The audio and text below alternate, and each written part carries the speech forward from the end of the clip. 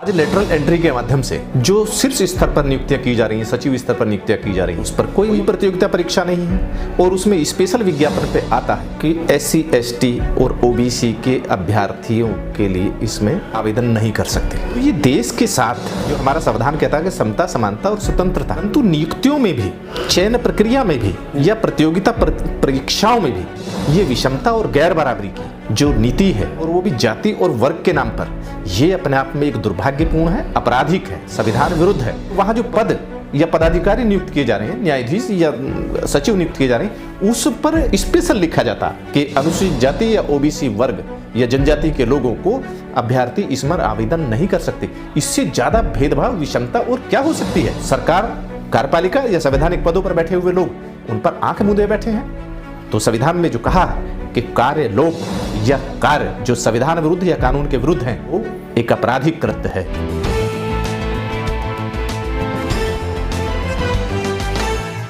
बताएंगे, एक मामला है मध्य प्रदेश का, जहां पर सिविल जज की परीक्षा हुई।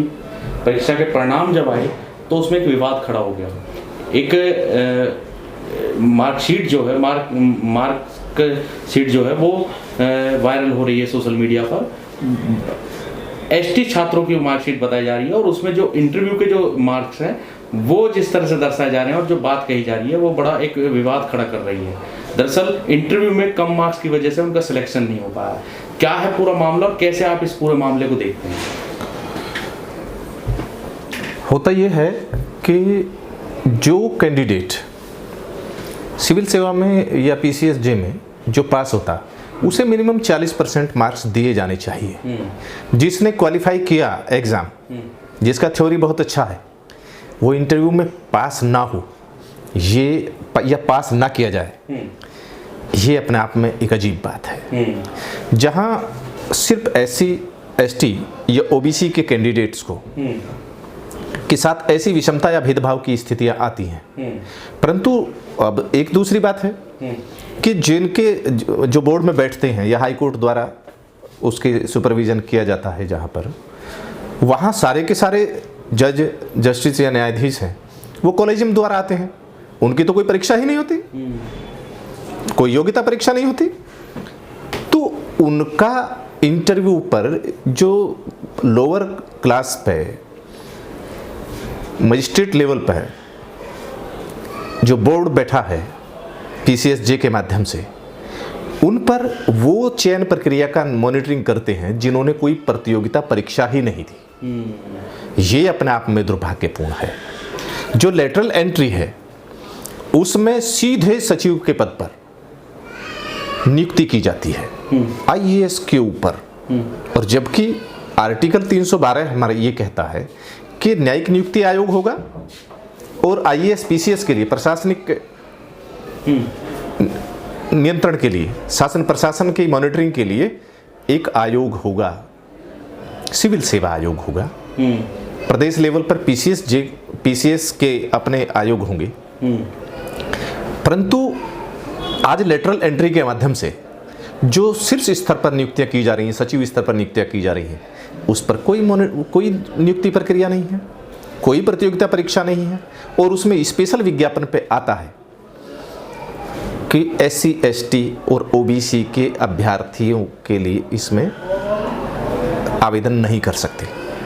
तो ये देश के साथ जो हमारा संविधान कहता है कि समता, समानता और स्वतंत्रता, परंतु नियुक्तियों में भी, चयन प्रक्रिया में भी या प्रतियोगिता परीक्षाओं में भी ये विषमता और गैर बराबरी की जो नीति है और वो भी जाति और वर्ग के नाम पर, ये अपने आप में एक दुर्भाग्यपूर्ण है, आपराधिक है, संविधान विरुद्ध है।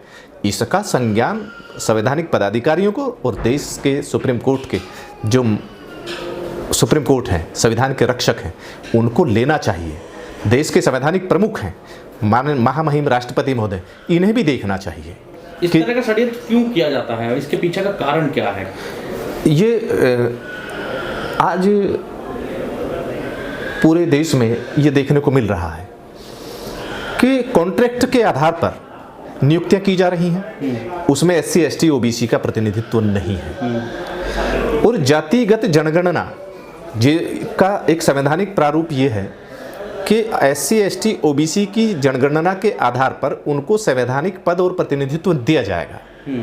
इसको संविधान में सुरक्षित और सुनिश्चित करने का एक ये था, आधार ये था कि देश में साम्राज्यवादी ताकतों ने, पूंजीवादी शक्तियों ने धार्मिक पाखंडवाद के नाम पर, जन्म जाति और ऊंच नीच के नाम पर वर्गीय विभाजन करके पूरे देश के 90% समाज को, वर्ग को सामाजिक, आर्थिक, राजनीतिक और शैक्षणिक अधिकारों से वंचित कर दिया था।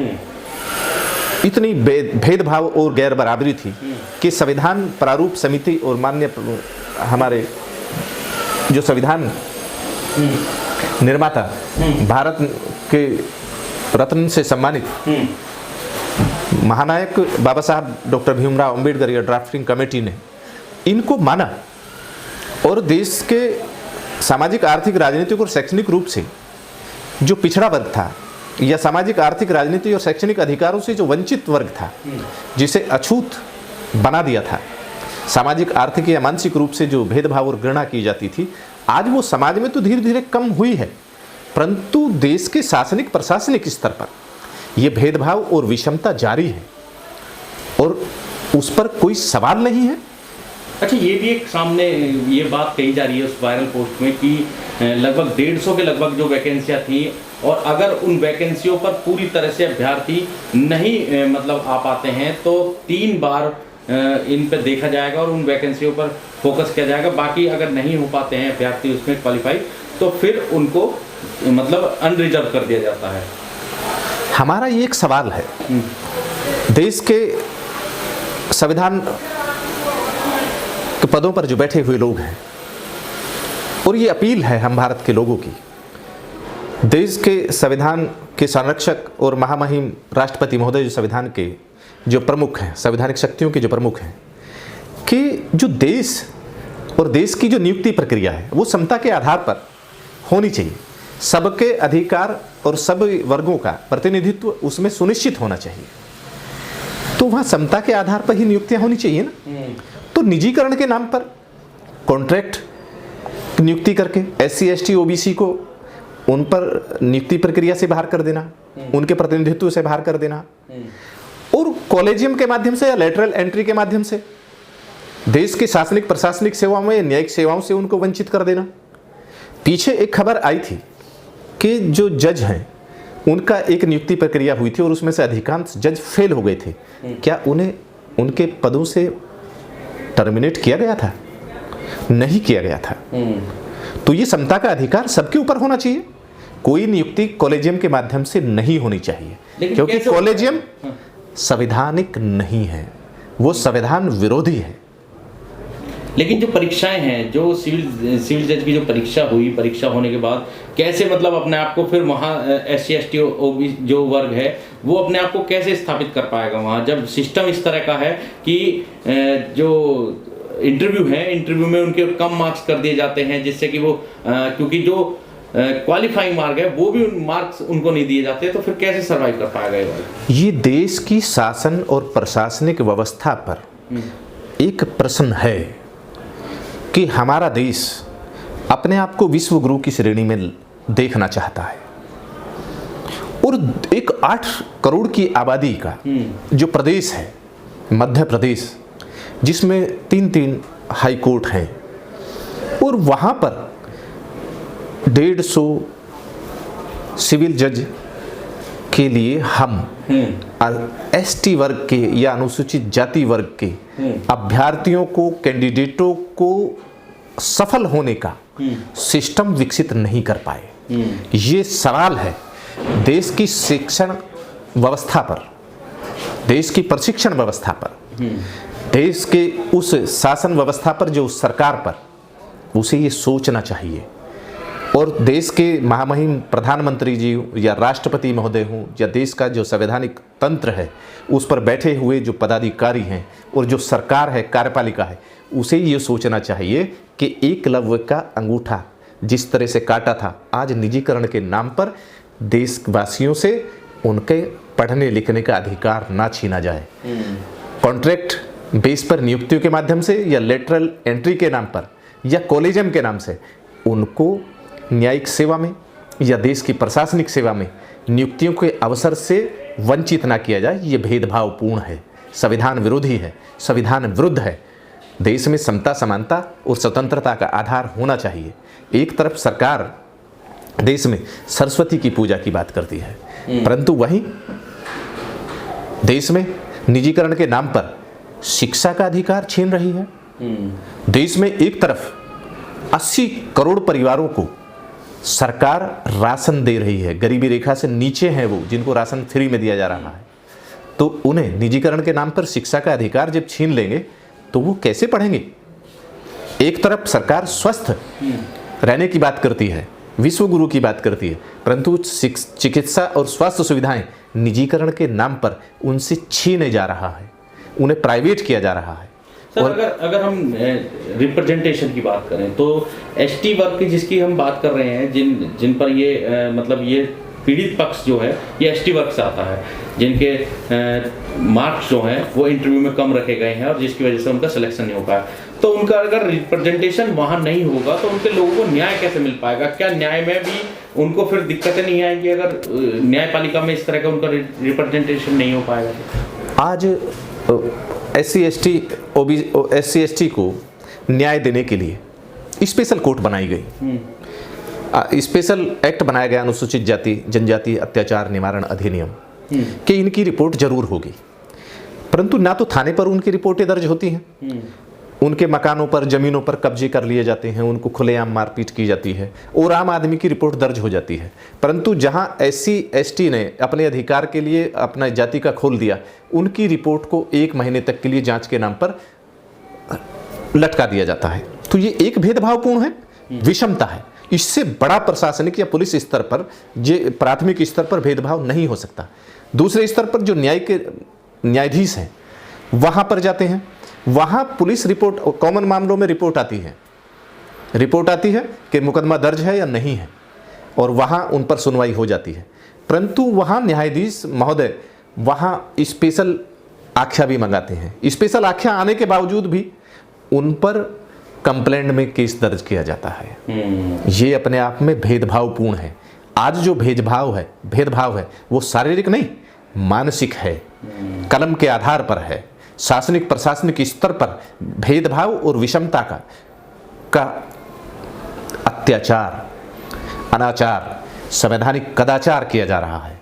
निजीकरण के नाम पर जहां एक तरफ उनके पढ़ने लिखने और स्वस्थ रहने के अधिकारों को छीना जा रहा है, जबकि सरकार की और संवैधानिक तंत्र की ये पहली आशा और उम्मीद होनी चाहिए उनसे, वे अधिकारी हैं कि देशवासियों के लिए जो अधिकार दिए हैं उन प्रशासनिक और शासनिक अधिकारियों को, कार्यपालिका संवैधानिक पदाधिकारियों को उन्हें सुनिश्चित करें। परंतु निजीकरण के नाम पर उनसे शिक्षा, चिकित्सा, स्वास्थ्य सुविधाएं और रोजगार के अवसरों को प्राप्त करने का उन्हें छीना जा रहा है। निजीकरण के नाम पर उनको संवैधानिक पद प्रतिनिधित्व को SC ST और OBC के स्पेशल छीने जा रहे हैं। सरकार लेटरल एंट्री के माध्यम से, स्पेशल या कॉलेजियम के माध्यम से स्पेशल तरीके से SC ST और OBC को वंचित कर रही है। और वहां जो पद या पदाधिकारी नियुक्त किए जा रहे हैं, न्यायाधीश या सचिव नियुक्त किए जा रहे हैं, उस पर स्पेशल लिखा जाता कि अनुसूचित जाति या OBC वर्ग या जनजाति के लोगों को अभ्यर्थी इसमें आवेदन नहीं कर सकते। इससे ज्यादा भेदभाव, विषमता और क्या हो सकती है? तो ये कहां जाए, कहां अपनी अपील करें? क्या ये भारत के लोग नहीं हैं या हम भारत के लोग नहीं हैं? संसद में इनकी कोई सुनवाई नहीं होती, या संसद के बनाए हुए अधिनियमों की, नियमों की या कानूनों पर वो बेकार हैं, और सरकार, कार्यपालिका या संवैधानिक पदों पर बैठे हुए लोग उन पर आंख मूंदे बैठे हैं। तो संविधान में जो कहा है कि कार्य लोप या कार्य जो संविधान विरुद्ध या कानून के विरुद्ध हैं, वो एक आपराधिक कृत्य है, वो संविधान विरोधी है। ऐसे संविधान विरोधियों को, संविधान द्रोहियों को, जो मानसिक स्तर पर या भेदभाव करते हैं, विषमता करते हैं, उनके खिलाफ कानूनी कार्रवाई होनी चाहिए। देश संविधान से चलेगा, संवैधानिक व्यवस्था से चलेगा, तो देश को संवैधानिक व्यवस्था सुनिश्चित होनी चाहिए। और अनुसूचित जाति, जनजाति और OBC वर्ग के लोगों के जो संवैधानिक अधिकार हैं, पद प्रतिनिधित्व हैं, वो संविधान के अनुसार, आबादी के अनुसार सुनिश्चित होने चाहिए। और एक ऐसा तंत्र विकसित होना चाहिए कि उनको शासन प्रशासन स्तर पर, शिक्षा, चिकित्सा, स्वास्थ्य सुविधाओं के स्तर पर बुनियादी सुविधाएं, शिक्षण प्रशिक्षण की सुविधाएं ऐसी दी जाए कि देश में प्रतियोगिता परीक्षाओं के माध्यम से वो अपने आप को साबित कर सकें। जहां 150 करोड़ की आबादी में चुनिंदा पदों पर नियुक्ति के लिए अभ्यर्थी ना हो और दूसरी तरफ अभ्यर्थियों का चयन बगैर प्रतियोगिता परीक्षाओं के डायरेक्ट किया जाए, तो ये भेदभावपूर्ण है, यही विषमता है, यही मानसिक नफरत है। इस मानसिक नफरत की संविधान इजाजत नहीं देता। ठीक। इस वीडियो में कही गई सभी बातें वक्ता की अपनी राय है, जिसकी पुष्टि हम या हमारा चैनल नेशन टाइम नहीं करता।